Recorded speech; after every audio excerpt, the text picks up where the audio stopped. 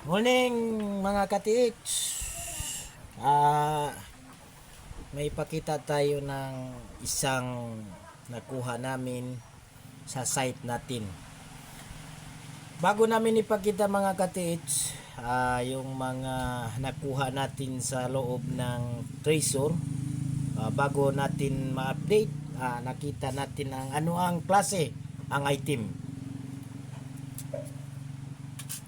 Ito siya mga katits. Yun siya. Nakikita natin. Yan. Sa tatak natin, nakita natin yun. Yan.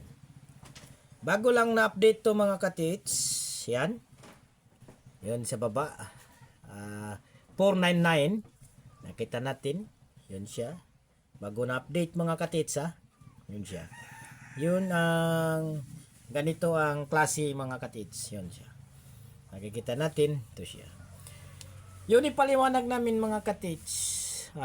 Wala pa naka-hits. Sundan nyo ang sinasabi ko mga katits.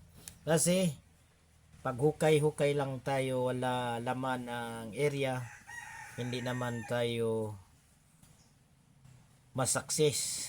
Kasi mapagod lang tayo.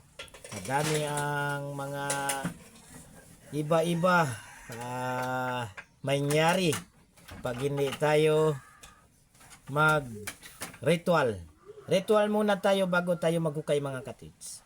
Ganun ang klase ng ritual. Tapos sa compass coding, bago tayo maghukay, kukumpas tayo north, east, south, west. Yun ang tatama natin sa degrees.